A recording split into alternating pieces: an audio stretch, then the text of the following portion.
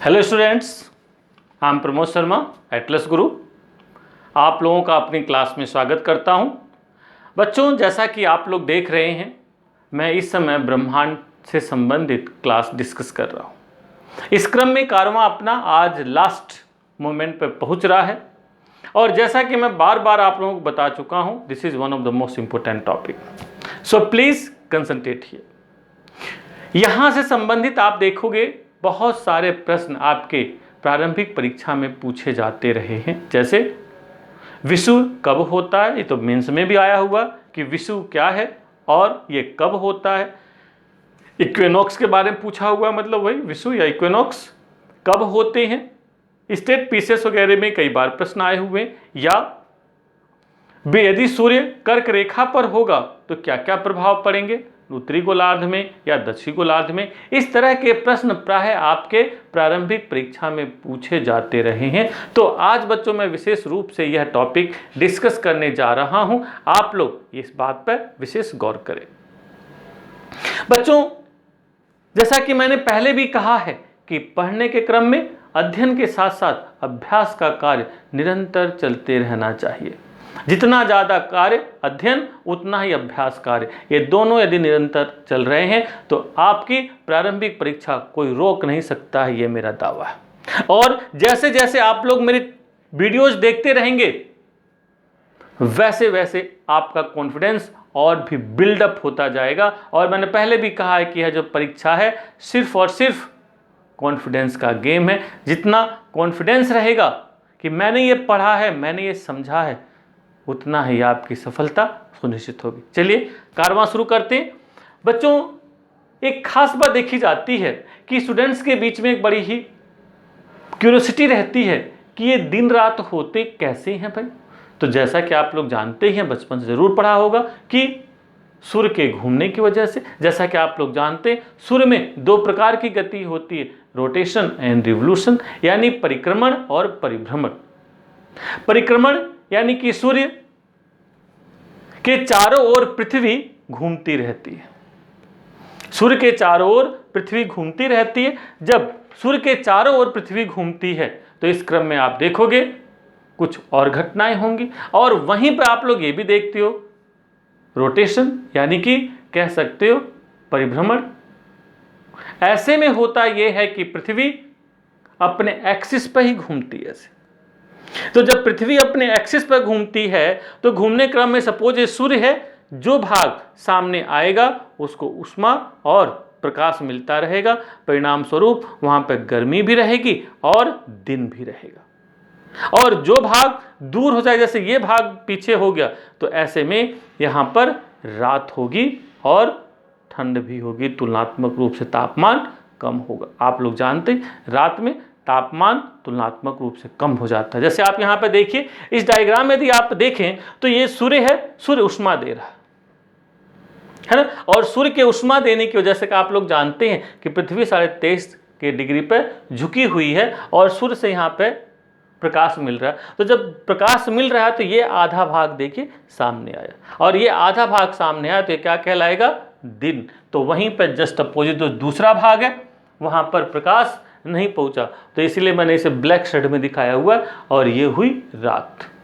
यानी कि सूर्य के रोटेशन से विशेष रूप से दिन और रात की घटनाएं घटित होती हैं। और ये घटनाएं जो घटित होती हैं जिसका विशेष प्रभाव मानव जीवन पर, सभी जीव जंतुओं पर पड़ता है। क्योंकि दिन होने से सूर्य से जो भी उष्मा प्राप्त होती है, पौधे उसका उपयोग करके बायोसिंथेसिस की क्रिया करते हैं, फोटोसिंथेसिस की क्रिया होती है, और उस फोटोसिंथेसिस की क्रिया के परिणाम स्वरूप ऊर्जा का उत्पादन होता है, और उसी ऊर्जा को जंतु कंज्यूम करते हैं। सो इस पृथ्वी पर जीवन चलता रहता है। तो इस तरह से ये भी इसका विशेष रूप से महत्व है कि पृथ्वी जो रोटेशन करती रहती है, परिक्रमण करती रहती है, परिभ्रमण, पृथ्वी जो परिभ्रमण करती रहती है यानी रोटेशन करती रहती है, उसकी वजह से पृथ्वी पर ऊर्जा की प्राप्ति होती है। ये भी आप कह सकते हैं, क्योंकि उससे दिन होता है। फिर रात होती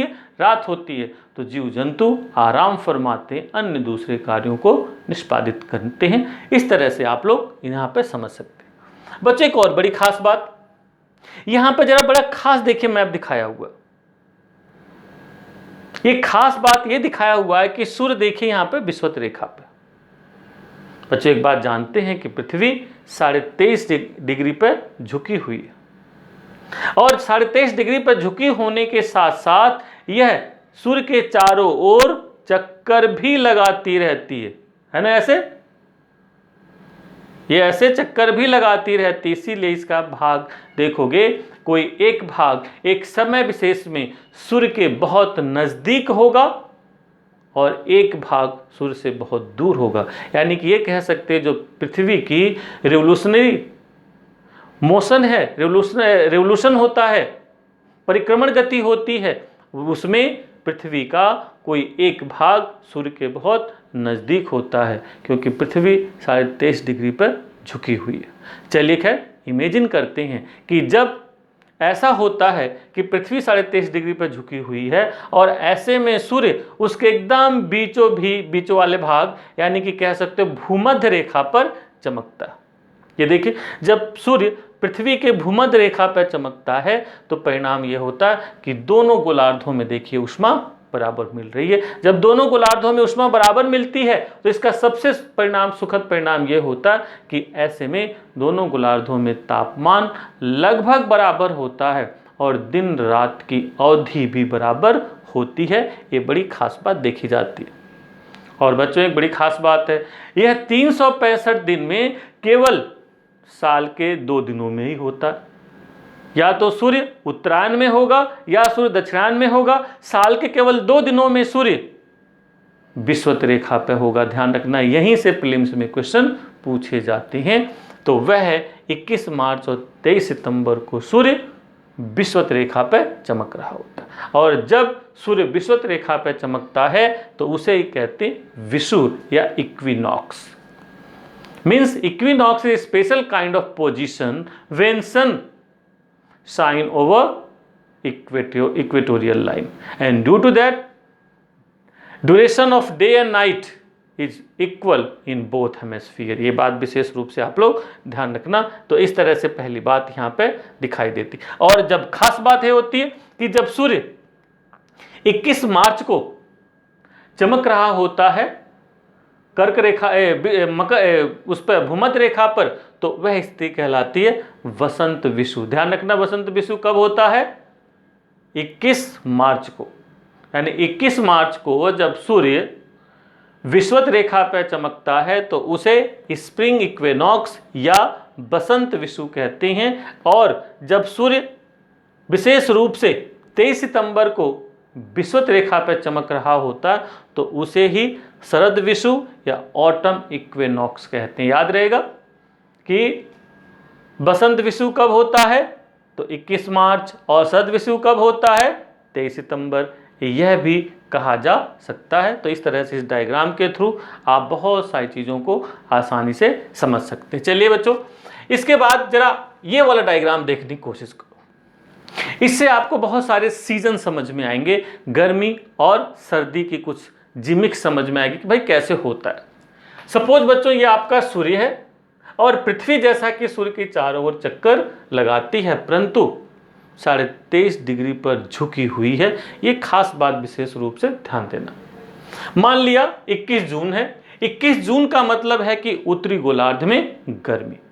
याद रहेगा। और गर्मी क्यों है? ये देखिए 21 जून को सूर्य कहाँ चमक रहा है? कर्क रेखा पर। यानी कि लाइन ऑफ कैंसर पर सूर्य चमकता है तो सीधी उष्मा, अधिकतम उष्मा उत्तरी गोलार्ध में मिलती है। तो परिणाम होता है कि यहाँ पर गर्मी अधिक पाई जाती है। याद रहेगा, ये बड़ी खास बात यहाँ पर देखी जाती है। और जब ये स्थिति जरा सोचे यहाँ पर होगी तो इसका मतलब क्या है कि यहाँ पर गर्मी होगी तो दक्षिणी गोलार्ध में क्या होगा? सर्दी होगी। यानी कि यदि 21 जून को उत्तरी गोलार्ध में गर्मी है तो इसका मतलब है कि उसी टाइम दक्षिणी गोलार्ध में सर्दी की स्थिति, यानी कि जैसे Australia, South Africa, Argentina, Chile, ऐसे बहुत सारे जो देश हैं, मेडागास्कर वगैरह, यहाँ पे देखेंगे इस समय सर्दी का मौसम देखा जाएगा। अब देखिए बच्चों, ऐसे में वही बात हो रही है कि ऐसे में स्थिति क्या बनेगी? उत्तरी गोलार्ध में समर का सीजन होगा और दक्षिणी गोलार्ध में विंटर सीजन। अब यही मामला घूमते घूमते पहुंच गया 23 सितंबर को। 23 सितंबर को जैसा कि मैंने यहाँ बताया था, सूर्य कहाँ चमक रहा है, ये देखिए भूमध्य रेखा पर, इक्वेटर पर चमक रहा है। यानी कि दोनों गोलार्धों में ऊष्मा लगभग बराबर प्राप्त होगी। परिणाम स्वरूप न तो बहुत ज़्यादा गर्मी होगी, न तो बहुत अधिक सर्दी दोनों गोलार्धों में देखी जाएगी। परंतु अब उसमें धीरे धीरे क्या होगा, उत्तरी गोलार्ध में यहाँ पे देखोगे, उत्तरी गोलार्ध में यहाँ पे ऑटम का मोह होगा और इसी दक्षिणी गोलार्ध में स्प्रिंग सीजन शुरू हो जाएगा। तो इस तरह से आप लोग यहाँ पे ध्यान रख सकते हैं। फिर वहीं पाएगा दिसंबर। दिसंबर का मतलब यह है कि सूर्य देखिए कहाँ पर चमक रहा है, कैप्रिकॉर्न लाइन यानी मकर रेखा पर चमक रहा है। और इसका परिणाम ये होगा कि दिसंबर के महीने में ऑस्ट्रेलिया, साउथ अफ्रीका, मेडागास्कर, फिर उसके साथ अर्जेंटीना, चिली, यहाँ पर विशेष रूप से गर्मी का मौसम देखा जाएगा। अर्थात ये कह सकते हो कि 25 दिसंबर को जब बड़ा दिन मनाया जाता है तो दक्षिणी गोलार्ध में खूब गर्मी का मौसम रहता है और अपने यहाँ उत्तरी गोलार्ध में खूब ठंडी का सीजन रहता है। आप इससे अनुमान लगा सकते हैं। यानी समर सदर्न हेमिस्फीयर और विंटर क्या होगी, नॉर्दर्न हेमिस्फीयर में। आप लोग ध्यान रख सकते हैं जब सूर्य चमक रहा होगा मकर रेखा पर 22 दिसंबर को। फिर वहीं पे आप लोग आ जाते हैं जब, यानी कि 21 मार्च को, अगेन 21 मार्च को सूर्य चमक रहा है कहाँ पे भाई, विषुवत रेखा पर। और जब विषुवत रेखा पर चमकेगा तो ऐसे में आप देखोगे यहाँ पे ऑटम की कंडीशन सदर्न हेमिस्फीयर में और स्प्रिंग की कंडीशन नॉर्दर्न हेमिस्फीयर में देखी जाती है। इस तरह से मौसमी घटनाएं हमेशा चलती रहती है। यानी कि कंक्लूजन में ये कह सकते हो कि पृथ्वी जो 23.5 डिग्री पर है और वह घूमती रहती है सूर्य के चारों ओर, तो उसमें देखा यह जाता है कि अलग अलग पोजीशन बनती हैं और अलग अलग पोजीशन बनने के परिणाम स्वरूप अलग अलग मौसमी घटनाएं अलग अलग समय में देखी जाती हैं। जैसे इस पृथ्वी के रिवोल्यूशन के समय जब पृथ्वी के कर्क रेखा पर, यानी कि कह सकते हैं कि 21 जून को सूर्य चमक रहा होता है तो उत्तरी गोलार्ध में गर्मी और दक्षिणी गोलार्ध में सर्दी। तो वहीं पर 22 दिसंबर को जब सूर्य मकर रेखा पर चमक रहा होता है तो ऐसे में दक्षिणी गोलार्ध में गर्मी और उत्तरी गोलार्ध में सर्दी होती है। वहीं पे आप देखोगे 21 मार्च और 23 सितंबर को सूर्य विषुवत रेखा पर चमक रहा होता है तो ऐसे में दोनों गोलार्धों में न तो अधिक गर्मी और न तो अधिक सर्दी का एहसास देखा जाता है। तो इस तरह से विभिन्न प्रकार की मौसमी घटनाएं पृथ्वी और सूर्य के पोजीशन पर डिपेंड करती हैं, अलग अलग समय में बनती रहती हैं। तो अलग अलग ताप की दशाएं अलग अलग क्षेत्रों में देखी जाती हैं और उसी वजह से दाब की दशाएं बदलती हैं। दाब की दशाएं, जब ताप और दाब की दशाएं बदलती हैं तो वायुमंडलीय दशाएं बदलती हैं। यानी कि कहीं पर वर्षा होने लगती है तो कहीं पर सूखा पड़ता है, तो कहीं पर गर्मी होती है, कहीं पर सर्दी होती है और यही सब मौसम चलता रहता है। ठीक है, तो बच्चों इस तरह से इस वाले डायग्राम को आप लोग विशेष रूप से ध्यान रखना। इसमें बच्चों एक खास बात ये भी ध्यान रखना कि जब सूर्य विषुवत रेखा पर चमक रहा होता है तो दोनों गोलार्धों में दिन रात की अवधि बराबर होती है।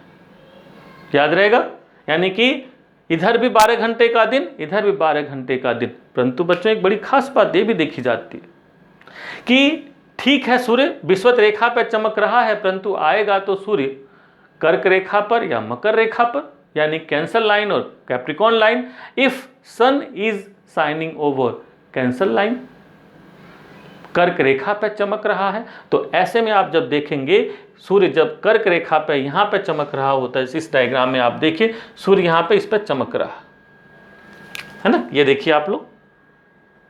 जब सूर्य कर्क रेखा पर चमक रहा होता है तो ऊष्मा अधिक प्राप्त होती है, इसके साथ साथ दिन की लंबाई बढ़ती जाती है। और इसमें एक बात कह सकते हो कि जैसे जैसे विषुवत रेखा से ध्रुवों की ओर जाते हैं दिन रात की अवधि में अंतर बढ़ता जाता है। अर्थात उत्तरी गोलार्ध में जब सूर्य कर्क रेखा पर चमक रहा होता है तो ऐसे में गर्मियों के दिनों में विषुवत रेखा से ध्रुवों की ओर जाने पर दिन लंबे होते जाते हैं और रातें छोटी होती जाती हैं। जैसे इमेजिन करिए कि विषुवत रेखा पर यदि दिन 12 घंटे का और रात 12 घंटे की है, तो वहीं 23.5 डिग्री, 28 डिग्री, 30 डिग्री के आसपास आप जाएंगे तो एकदम एहसास होगा कि 30 डिग्री के आसपास जाते जाते कि दिन लंबा हो गया। जैसे आप दिल्ली में देखोगे, दिल्ली में जून के महीने में दिन प्रायः 13 से साढ़े तेरह से 14 घंटे तक का हो जाता है, तो रात वहीं पर देखोगे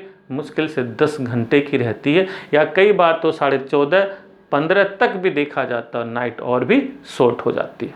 ठीक है, और वहीं पर आप पहुँचो 66.5 डिग्री नॉर्थ पर, अंटार्कटिक लाइन पर, तो जब वहां पर पहुंचोगे तो वहां पर आप देखेंगे कि हो सकता है 20 घंटे का दिन हो और केवल 4 घंटे की रात हो, और वहीं पर आप पोल पर पहुंच गए। ये देखिए, यदि आप पोल पर पहुंच गए, नॉर्थ पोल पर, तो इसका मतलब है वहां पर 6 महीने का दिन पूरे समय वहां पर दिन ही दिन रहेगा, रात नहीं होगी। तो ये बात ध्यान रहेगी कि विषुवत रेखा से ध्रुवों की ओर जाने के क्रम में दिन रात की अवधि बदलती जाती है। देखा जाता है कि जब सूर्य उत्तरायण में होता है तो उत्तर के उत्तरी गोलार्ध में दिन लंबे होते हैं, और यह दिन लंबे पोल की ओर बढ़ते जाते हैं, तभी पोल पर पहुंचते पहुंचते 6 महीने का दिन हो जाता है। ठीक है, फिर वहीं पे आप एक खास बात देखोगे, सूर्य तो साहब दक्षिणी गोलार्ध में भी जाएंगे। दक्षिणी गोलार्ध में जाने का मतलब ये है कि वे मकर रेखा पर यानी कि 23½ साउथ पर चमकेंगे। जब वहां पर चमकेंगे तो दूसरी स्थिति बनेगी, इसके अपोजिट कंडीशन बनेगी। इसका मतलब ये है कि देखिए, जैसे इसमें सूर्य इसमें 23.5 डिग्री पर चमक रहे हैं, परिणाम स्वरूप अधिक उष्मा प्राप्त होगी। जब अधिक उष्मा मिलेगी तो गर्मी होगी और दिन भी यहाँ पर लंबे होंगे। यहां दिन लंबे होंगे, इसका मतलब यह है कि उत्तरी गोलार्ध की रातें लंबी होंगी। ये ध्यान रखना, यहां पे दिन लंबे होंगे तो रातें छोटी होंगी, तो इसके अपोजिट यहां पे क्या होगा, रातें लंबी होंगी, दिन छोटे होंगे। इसलिए आप सर्दियों में कभी देखना रातें लंबी हो जाती हैं और दिन छोटे हो जाते हैं। आप देखोगे दिल्ली में ही जो 28 डिग्री नॉर्थ लैटिट्यूड पर स्थित है, सर्दियों के दिनों में यहाँ पर रात लगभग 14 घंटे की हो जाती है, 14.5 घंटे की हो जाती है, तो वहीं पर दिन मुश्किल से 9 घंटे 10 घंटे, है ना, 9.5 घंटे क्या रह जाता है। तो इस तरह से सूर्य और पृथ्वी के पोजीशन पे डिपेंड कर, जैसे आप यहाँ पे मैंने शॉर्ट में लिखा हुआ कि जब सूर्य 23.5 डिग्री पे चमक रहा होता है तो यहाँ पे उत्तरी गोलार्ध में लॉन्ग डे होगा, और यहीं पे जब सूर्य मकर रेखा पे चमक रहा होगा तो उत्तरी गोलार्ध में लॉन्ग नाइट होगी। ठीक है, तो यहाँ पे शॉर्ट डे होगा। ठीक है, तो इस तरह से इन सभी बातों को आप लोग विशेष रूप से याद करिए, प्रैक्टिस करिए और इन सभी को मेमोराइज करिए। मेरी सभी शुभकामनाएं आप लोगों के साथ हैं, और आगे मैं विशेष रूप से अन्य दूसरे जो टॉपिक जैसे अक्षांश वगैरह इन सब पर मैं चर्चा करूंगा और आगे मैं इन सब पर बात करूंगा। यदि बच्चों आप लोगों के कोई भी प्रॉब्लम हो तो मेरा फ़ोन नंबर है ही 9873286436। This is my phone number. After 9 o'clock you can call. After 9 o'clock to up to 11 o'clock, ध्यान रखना, ऐसा नहीं आफ्टर 9 o'clock का मतलब है पूरी रात 9। मैं 9 बजे से लेके 11 बजे तक के बीच अपने बच्चों के फ़ोन अटेंड करता हूँ। If any queries, any questions, always I am with you. My all wish is always with you. Thank you very much.